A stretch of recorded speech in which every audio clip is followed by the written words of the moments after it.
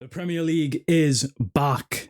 Game week 1 kicks off on my birthday, Friday the 15th of August, with my team, Liverpool Football Club, taking on the Cherries, AFC Bournemouth. Can the league champions start off their new campaign with 3 points, or will Bournemouth put a dagger in the hearts of the Liverpool fans at Anfield? We're going to take a look at this matchup today.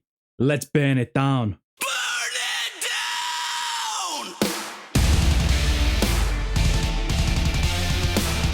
What is good, people, man? Welcome to a brand new series on the channel. I'm going to call it the Burndown, purely because I want to get the Seth Rollins intro in there. Let's burn it down, man. It's going to be Liverpool versus Bournemouth. This is just a fancy way to say match analysis, match preview, whatever you want to call it. But this is the start of a new era on my channel. I've been building this channel as a gaming channel and mainly FIFA content. So if you're interested in that, make sure you check that out. This channel is home of, without a shadow of a doubt, the most electrifying career mode in YouTube history. But I am looking to make more videos on real life football. If you've checked the channel recently, you can see a lot of fantasy football videos, Premier League table predictions, game week 1 entire predictions. Today we're going to analyze this game in depth, and going forward I'm going to do at least one of these videos a week. I'm going to try if there's a good game on. Let me know in the comments below if you do enjoy this video, which matchups do you want to see us analyze next. But I'm just so fired up. It feels like it's been so long since there's been sports on. I'm even watching NFL preseason games because it's been that long since the NFL's been on, and I'm just itching for some sports content. And finally, on my birthday, the Prem's back. Let's get it. Let's start off with the top of mind. We've got Arne Slot's Liverpool taking on Iraola's Bournemouth. Two young managers entering their prime. Arne Slot, of course, his second season in charge of Liverpool, looking to win back-to-back league titles. I believe this is the third season in charge, I want to say, for Iraola. So still both fresh managers getting used to their squads. A lot of changes to both squads, which we definitely have to discuss today. But I feel these are two very similar managers in their approach to the game. You can see a lot of demands from these managers on the players. Very similar styles. High intensity, the counter-pressing, but also just making sure players know their roles. I feel like that's where these two managers relate in a sense. They like to have players in certain roles and make sure these players stick to their role and their job. We've only got 2 previous meetings so far between these two managers, of course, with it being Slot's second season. In the first season, Liverpool did go ahead and beat Bournemouth 3-0 and then 2-0. So a 5-0 aggregate. Can Bournemouth get some goals back in this season, or is that aggregate going to be 10-0 by the time we play the second game? Now, we are looking at last season's results there, but both of these teams look completely different to last season, so that's not really anything to go off right now. Taking a quick look at the injury and suspensions report for this matchup, Ryan Gravenberch, a big player in the Liverpool team from last season, he got turned into one of the best defensive mids in the world. I'm a Liverpool fan, I have to exaggerate. But yeah, Gravenberch is going to miss this first game, man. That's going to be a big loss for our team, but we are definitely deep enough in the squad to have someone come in and replace Gravenberch, but that is a big loss for Liverpool. So Gomez is dealing with a little injury at the moment, as is Connor Bradley. Connor Bradley was looking to have a standout season at right back this year with the departure of Trent Alexander-Arnold, but then Liverpool brought in a new right back. We won't talk about transfers just yet, though. We're looking at injuries right now. Lewis Cook suspended for Bournemouth for this game. He was a big player for Bournemouth last season. 32 starts out of the possible 38 games in the Premier League. And something worth noting, Justin Kluivert, calf injury. This is new to me as I'm recording this video. I did not hear about this. I don't know how severe this injury is, but that will be a massive blow for Bournemouth if he cannot play. We're going to approach today's matchup analysis as if he will be playing, because he is a star player for Bournemouth. And if he's not playing, it's going to get scary for Bournemouth. We simply have to talk about the transfers that these two clubs have made this season, especially because one of them pertains between the two clubs in question. Of course, I'm talking about Milos Kerkez, one of Bournemouth's standout players last season. Again, like I said, these two managers have very similar philosophies in the way they like their players to play. Kerkez definitely an attacking fullback, getting forward on the attack. You can see how he fits into Slot's system perfectly. And it's a big loss for AFC Bournemouth to lose Kerkez, also losing Dean Huijsen to Real Madrid before the transfer window even opened. And as of the time I'm recording this, it's not official yet. However, Zabarnyi to PSG.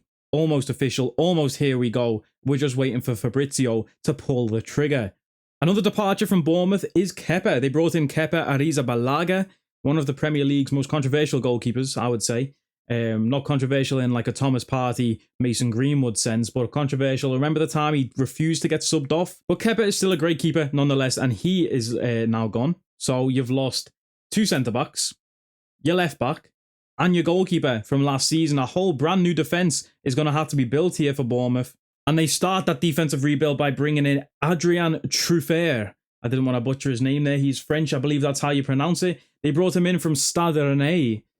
I can't speak French, bro. I always butcher the pronunciations over there. Any French people watching, let me know how I did in the comments below.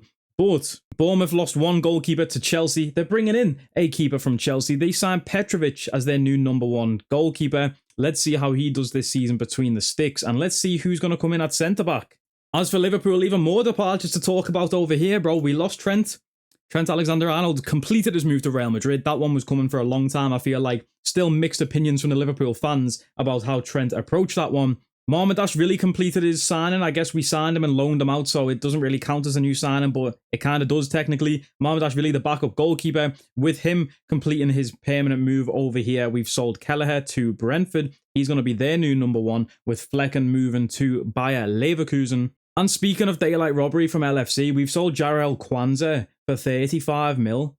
That guy is not good either. So 35 mil, I'll take that all day. And there's a buyback clause just in case he gets good. That's serious business. Serious business also. Getting 50 mil for Darwin Núñez, who couldn't hit a barn door. And finally, Luis Diaz moved to Bayern Munich for 70 million. And as a Liverpool fan, I was not sad about that in the slightest. I did not rate Luis Diaz. I did not think he was that good. Yeah, he had a bit of tech about him, but his output just wasn't where it needed to be, especially coming in to replace Sadio Mane at that level. We just haven't found that replacement winger ever since Mane, but we might have him this season. The most exciting part about this Liverpool squad this season is the new signings, though. We've already mentioned Milos Kerkez to compete with Andy Robertson for that left-back spot. We've brought in Jeremy Frimpong from Bayer Leverkusen to compete for the starting right-back spot, already with a goal in pre-season in the Community Shield against Crystal Palace. Don't ask me how that game ended. I don't know. It was 2-1 to Liverpool in the 70th minute. I turned it off and went to the gym. I didn't see how it ended, so as far as I'm concerned, Liverpool are Community Shield champions. And speaking of the Community Shield, the man who assisted the goal scorer, Florian Wirtz, Hugo Ekitike, 2 big signings for Liverpool. I'd be lying if I said I'd ever saw Ekitike play before that Community Shield game. But boy, am I excited to see him play this season after that one performance right there. And Florian Wirtz, sensational. Let's take a look at this matchup from an offense versus defense perspective. Liverpool last season, the #1 offense, most goals scored. Bournemouth were actually ranked 6th for defense for goals conceded, which is very respectable. However, that was a Bournemouth defense that included Kerkez, Dean Huijsen, Kepa, and Zabarnyi, and 4 of those players aren't there no more. Predicted lineups are going to be tricky because there is so much uncertainty about the centre-back position. I don't even really know who they still have there. Senesi, is he going to play? Yikes. There's rumours of them trying to sign Diakite. Now, I'm familiar with Diakite because if you've ever packed him on FIFA, his face is bigger than the card. This guy has an extra large face. I'm sure it's a camera trick. He was stood too close to the camera when EA took his picture. But man, if you've ever opened a pack, you know when they do walkouts, all you see is his face, bro. You can't even see who you got as a walkout because Diakite's face is there. I hope next year, if he does sign for Bournemouth, they get him a better picture because they did him dirty on his FIFA card this year. And regardless who plays at the back for Bournemouth, they're going to have their hands full. We can't mention the Liverpool attack without talking about last season's top scorer, Mohamed Salah. 29 goals, 18 assists. 18 assists, and our squad wasn't even that good besides Salah.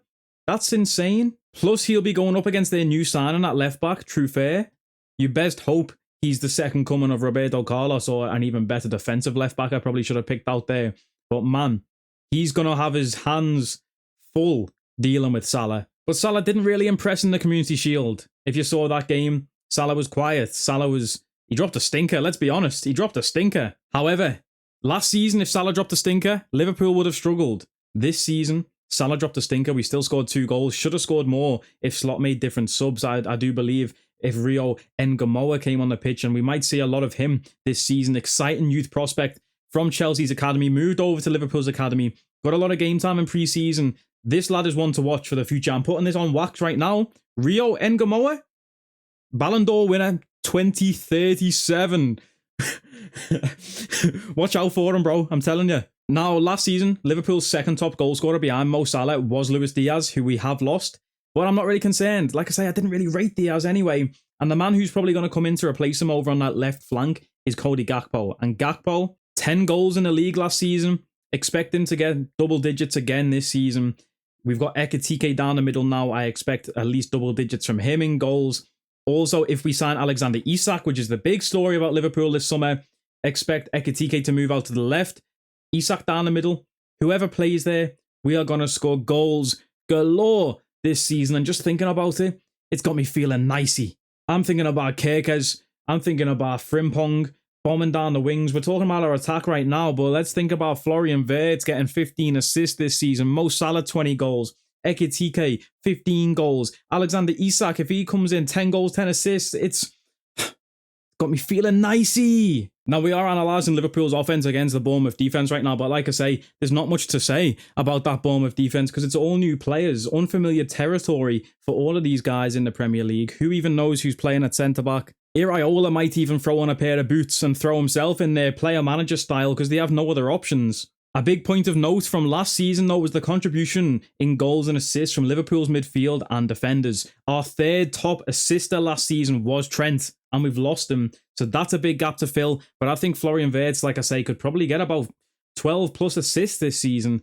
That guy is looking like a creative spark. Also, keep an eye out on one of our deep lying midfielders making late runs into the box. Dominik Szoboszlai was fantastic in this role last year. He played in the Camp Nou more so than a deep lying, but I imagine our deep lying midfield is going to be Gravenberch alongside McAllister.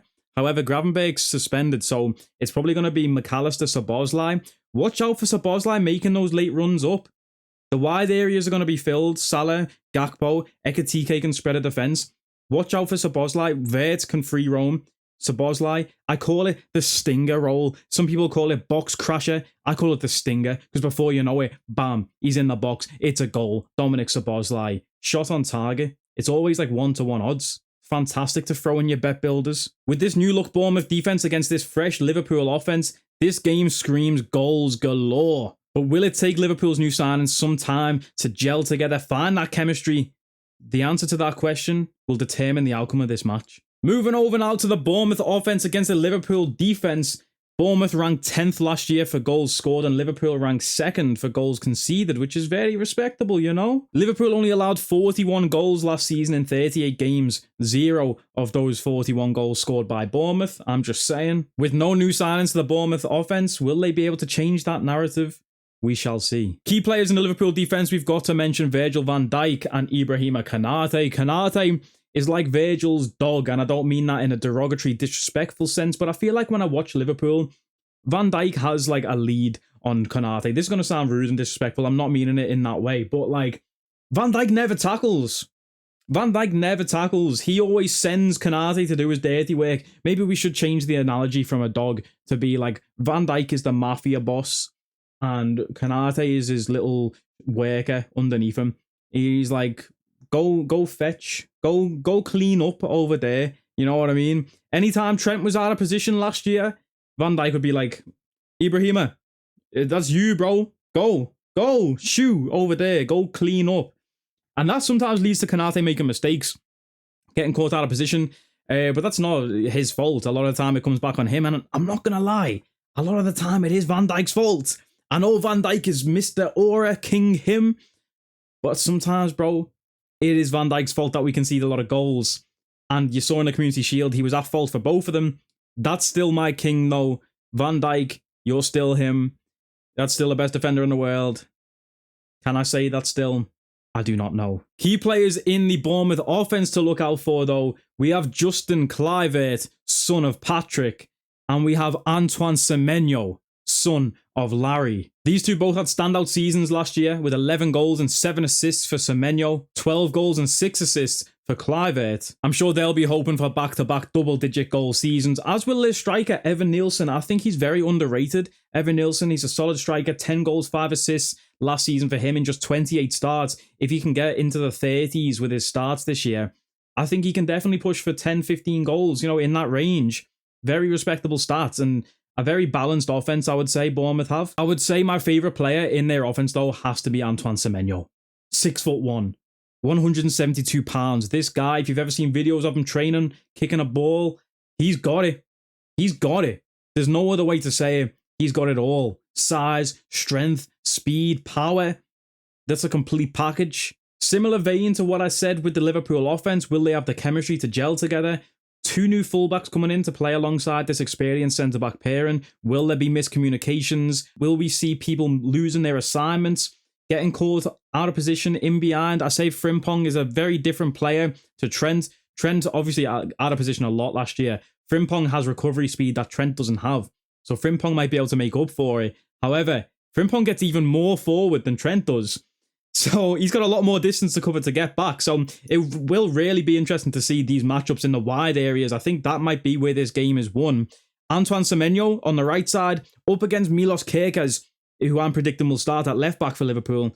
Ex-teammates. They know each other inside and out. I don't know about inside, actually. I probably shouldn't say that before I get fined. But those two have been training against each other for the past 2 seasons. Will they know each other's, techniques? Will Kerkez be able to analyze Semenyo's dribbling and be like, oh, I know that step over means he's going to go this way, that body feint? It's going to be an entertaining match to watch in these wide areas. Mo Salah, Cody Gakpo up against this fresh defence, pushing their fullbacks wide. Our fullbacks for Liverpool pushing forward, getting caught out of position by Dango Utara, who's probably going to start over on the left. He'll be looking to improve his output this season. Semenyo over on the right, Justin Kluivert pulling the strings from the middle. This is going to be a fun matchup to watch for the neutral, I'm telling you. But I have to make a prediction. I have to go one way or the other. And I'm a Liverpool fan. Do you really think I'm going to say Bournemouth have a chance in this game? After everything I've discussed today, I do see Liverpool conceding, I can't lie. I think Bournemouth have the chance to get 1, maybe even 2 goals. Iraola likes to play his pressing style of play and try and catch opponents out of position and, in transition, which might be the key for Bournemouth to get a goal or 2. However, if I had to make a score prediction right now, I'm going to say 3-1 to Liverpool. I think we do it by 2 goals. Liverpool minus 1.5 on the spread. Sounds nice to me. If you did enjoy this video and this match breakdown, make sure to like, comment, share, and subscribe for more. Let me know in the comments below what matches you want to see me break down throughout the weeks. Make sure you turn on that notification bell so you never miss a video when they drop. We've got a lot coming. Fantasy football. Once again, join the Fantasy Football League. Link down below. Premier League predictions week in, week out. For all my gamblers out there, best bets. You best believe that's coming soon. Make sure to gamble responsibly though. Don't throw 100 on the spread like I'm about to. Liverpool, Bournemouth, got me feeling nicey. I can't wait to see this game in action on my birthday. Let's hope for a win for the Reds as Arne Slot looks to repeat, win back-to-back league titles. Can we do it? It starts with... I don't know why. It doesn't even matter how hard you try. This has been episode 1 of the Burndown. If you have enjoyed the video, like, comment, share, subscribe. You know the vibes. And I will catch you next time, people, man. Take it easy.